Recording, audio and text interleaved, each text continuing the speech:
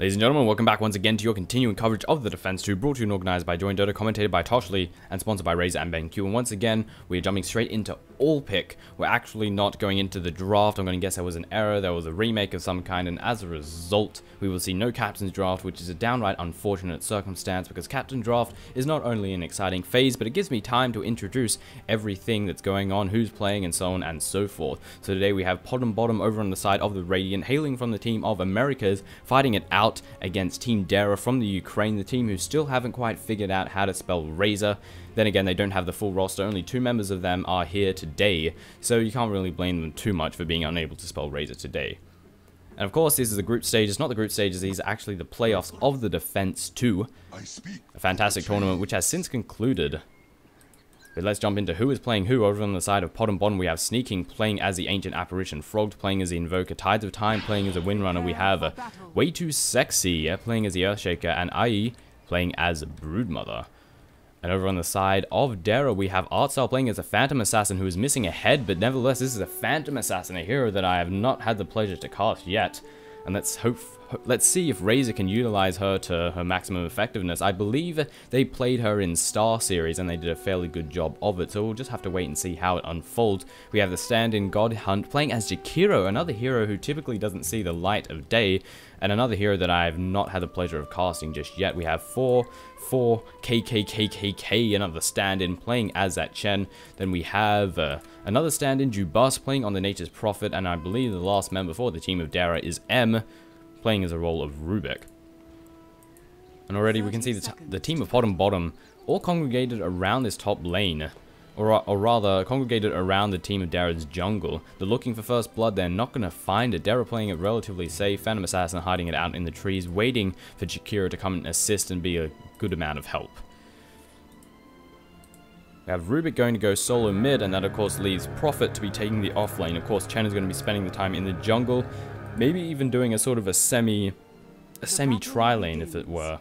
He'll spend his time in the jungle, he'll get a nice creep, and then he'll make his way to the lane and try and gank. Broodmother seems to be going solo top.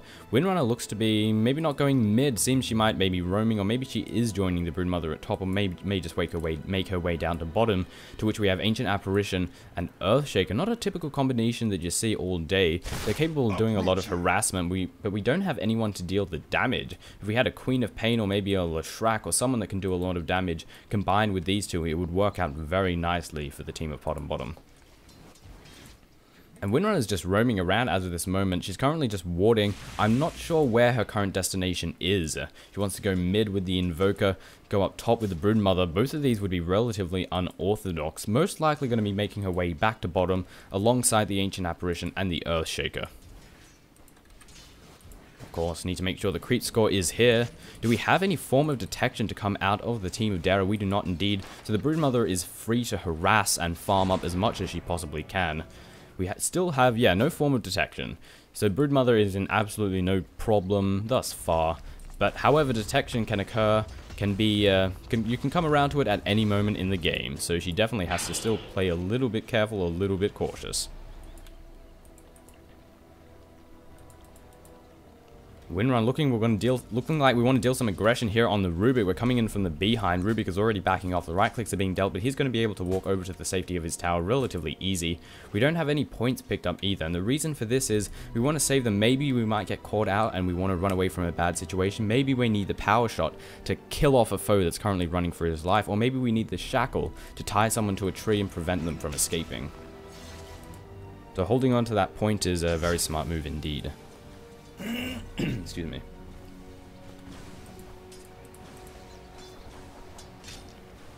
The lane's being played very passive thus far, and Windrunner does seem to be on a constant roam. Still only level 1, hasn't been able to earn herself any experience through kills or, of course, dead creeps.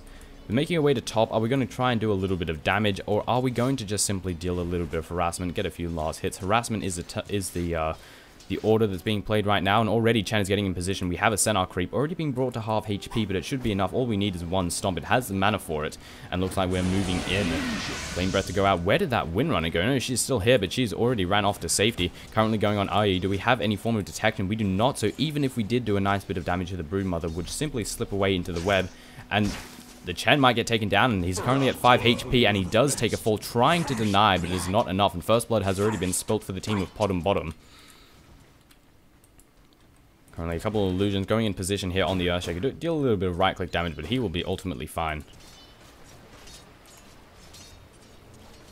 And giving first blood to the Broodmother, she's no doubt happy of that. I'm sure she's going to be picking herself up that soul ring very, very rapidly, and as a result will be able to deal out all kinds of harassment. Prophet currently having no last hits at all, having a horrible time at the bottom lane. Zero Fisher to come through, Frosted Feet to go down as well. We're going to try and follow this up. We're just going to deal a bit of damage and back off for the moment. It's 17-2 on the Ancient Apparition, 1-1. Nature's Prophet still having nothing, not even level 2 yet. He's having the worst time of his life currently in this middle lane, compared with the Broodmother, who's currently 11-1 with 1 kill, and the first blood money. She's feeling relatively happy about herself. And already we're moving in a good amount of right clicks, a nice shackle to come through, and here comes the right click damage. Is it going to be enough to take down Jakira? It's getting awfully low. The right click damage coming out of both parties. Spiderling charges to go out, and it is an easy kill, but Arya might pay for it, trying to hide in the Spiderling in the web, and it might be enough. We still have no form of detection to come out of Art Style, and as a result, the Broodmother survives and escapes, using the healing salve to bring herself back to safety. Meanwhile, POTM bottom over in the bottom lane, continuing to push out the bottom tower. We're cutting the creep wave here, and trying to get that tower as low as possible. The siege creep definitely doing its work. However, Furin has already returned to the fray. He's going to try and defend as best he can, but he has to be careful. Frosted Feet to go down. A Fisher is going to follow, and this could be a potential lot of damage. But due to the fact that he's on the other side, he's a bit closer to the tower. He doesn't want to move in, but he still wants to try and protect this tower as best as he possibly can. Being brought very, very low here. But I don't think they have the damage or the creep wave that they need to finish it off. Nonetheless, Furin having a freaking abysmal time here. 2 last hits thus far. Level 3 finally. 16-5 on the Rubik, 19-8 on the Invoker. The Invoker currently going full Exort, possibly going Exort Quas. We'll have to wait and see. Haven't seen any Sunstrikes go out for assistance on any lanes yet. However, I have heard a few land. I just didn't know where the hell they landed. Already the Nature's Prophet getting zoned out very hard right here, unable to get near, and the first tower has taken a fall. 5 minutes into the game, the bottom tower has been secured by the team of POTM bottom.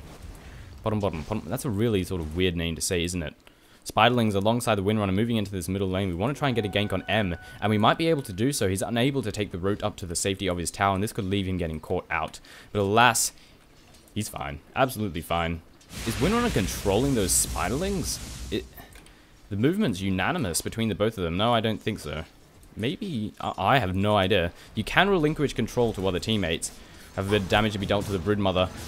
And in comes the right-click damage. Is it going to be enough, however? Do we have any form of detection? We have some sentries out here, actually. The Broodmother does have to play it a little bit cautious now. But she's still feeling relatively safe. 2 ranks in the Spiderling webs allow her to bring her HP up back to good health very quickly. And Windrunner is already here to reinforce. We're currently going on Art Style once again. Spiderling charges to fly out. They will not indeed. A nice shackle, though, to come out of the Windrunner. But the Jakira Flame Breath absolutely nuking the Spiderling wave, causing her a lot of problems.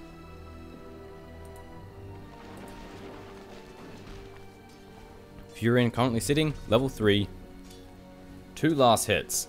Absolutely no farm, no XP. And if we have a look at the golden XP graph, we can already see a fairly considerable advantage for POTM bottom. Same as can be said in the XP department, simply because this Furin is getting nothing, and the Broodmother's getting an awful lot. Sunstrike to go down, Burrow Strike as well, or rather the Fisher. AA ulti to fly out is going to do a big chunk of damage to Kira, and a few more right clicks is all it would take, bringing the score to 4-0 for the team of POTM bottom taking the lead. But down the bottom here, AA is going to pay for it. He does take a lot of damage from the duo of Rubik alongside the Nature's Prophet. Making good use of that haste rune, the bottle is going to bring him back to safety, and he will simply return to the middle lane.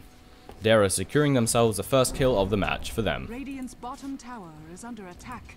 Earthshaker waiting in position. Broodmother currently moving in. We want to go on Altar once again. A fantastic shackle to come out of the Windrunner, followed by a Fisher, and this is a dead Art Style. Dagger going out, trying to do as much damage as he can, and it might be enough. Earthshaker getting very low, however, she does fall before the final blow can be dealt to the Earthshaker. Bring the score to 5-1. And Dara hungry for revenge. Chen and the smoke coming in with 2 very powerful creeps. We're currently moving in, but a nice shackle to come out of the Windrunner once again. Jakira breath to follow. The Spiderling wave getting completely nuked, trying to do what damage they can to Chen. Maybe even do a bit of damage to the creep, but alas. Chen is actually getting awfully low. He could take a fall here if he's not careful. He's getting very low indeed. Is he going to die? No, the Jakiro Flame Breath nukes the wave. However, bottom is still hungry for more blood. They're all waiting in position, but they're very low in HP and mana. They have to be careful, because one wrong move could result in an easy death. Meanwhile, Ancient Apparition has taken a fall, or rather, the Nature's Prophet has taken a fall to the Ancient Apparition once again, having an awful time. A ulti to fly out. Where is the destination? I'm going to guess it's up here. Fly, fly, fly, little ball of ice. It's going to do a little bit of damage to Jakiro. Sunstrike to come down as well, being a little bit off. The Fisher just barely nicking the Jakiro, but he is going to be able to get out. No, he will not. The Spiderling charge will pick up the kill. Broodmother earning herself a mega kill 8 minutes into the game. And bottom might continue to just give this early aggression. They've got no reason to stop pressuring this tier 1 tower, and they might go in Chen, who's not too far away, while he does have 2 very powerful creeps to guard him. Will that be enough? Pause is going to come out. We can see Ancient Apparition being chased down by Artstyle, the headless Phantom Assassin. Apparently we've got a little bit of lag. She looks like she has a head, but her portrait is just has no head. Well, okay.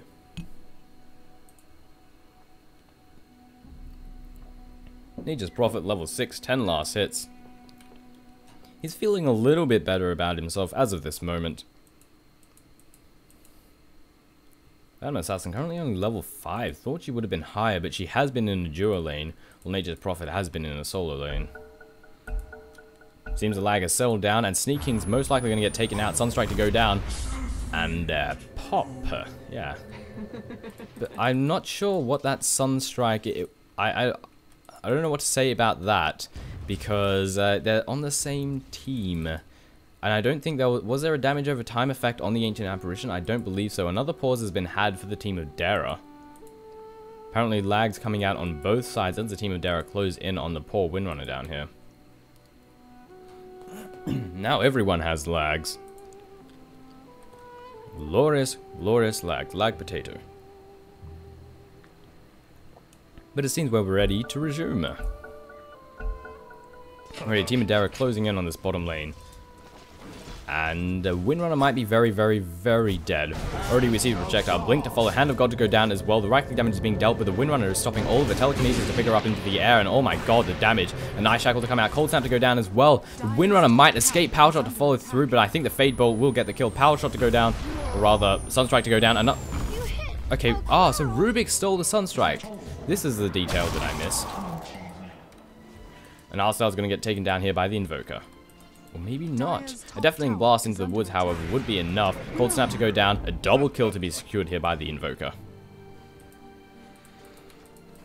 Dara M retreating back to safety, working his way towards those phase boots.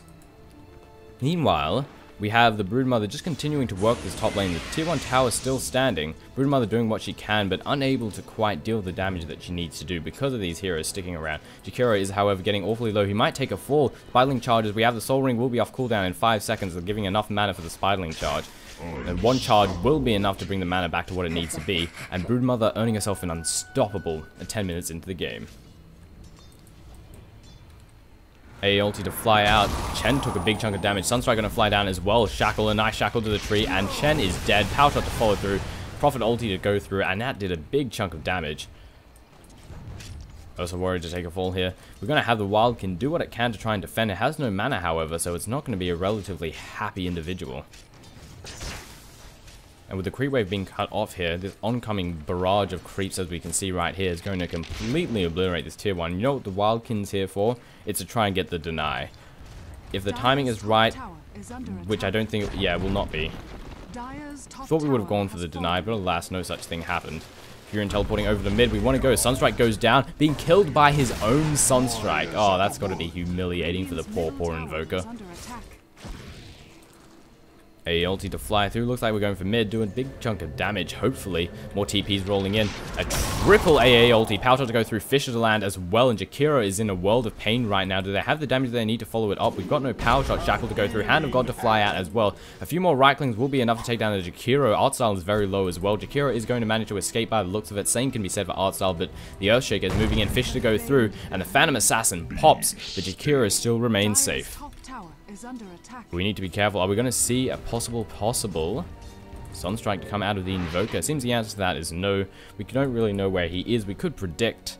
The damage would be enough by the looks of it. And moving into position, Fable to fly out. And both sides are going to back off, neither going to commit. We have IE just continuing to farm out in this jungle. Going straight for a Manta style by the looks of it.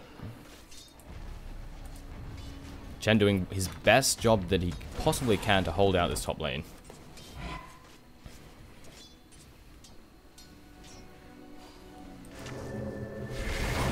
TB's going in on AA, blinking in, the Frosted Feet as well. Sunstrike to go down as well.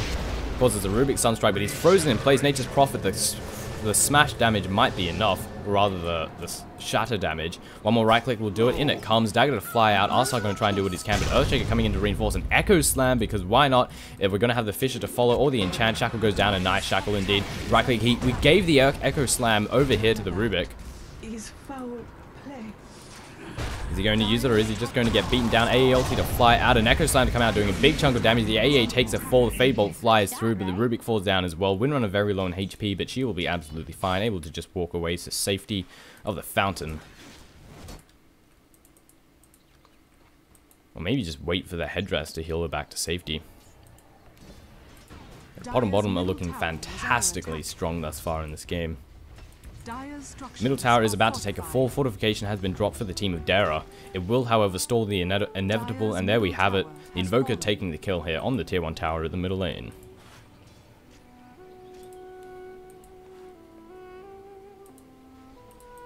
Now, how can Dara proceed from this situation onward? We're at a 10k disadvantage, and closing in on 10k in the experience department as well.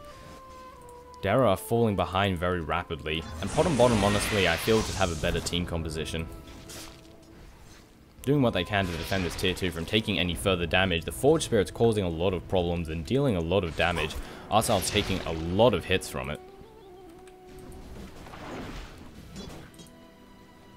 And it seems we're going to have a bit of a unification over the middle lane. We want to try and push this out as best we can, but Dara do not want to let such a thing happen. A nice little army of creeps being secured here up by the Chen.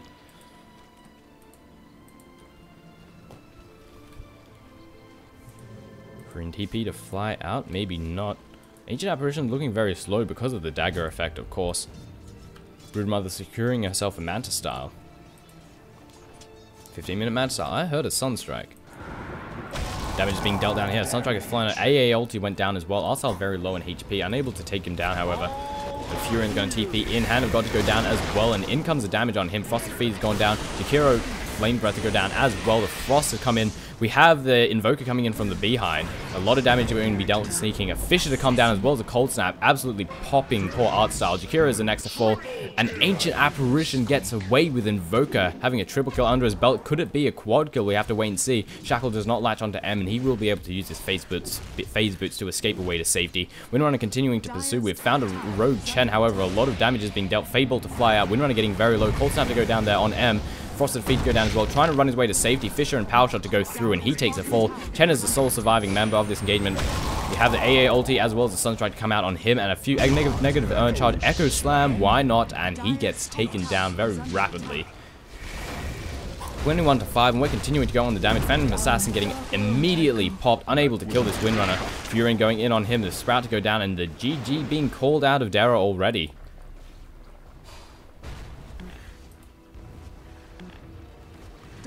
And I think Dara calling the GG. Fury trying to do what he can. Earthshaker not having the mana he needs for another Echo Slam, or rather another Fisher. And Dara not giving a single crap about time ranking. It seems we are going to back off. Sunstrike straight into the fountain, because why not? Taking a big chunk of Jen's HP out. Who still hasn't even got himself a mechanism.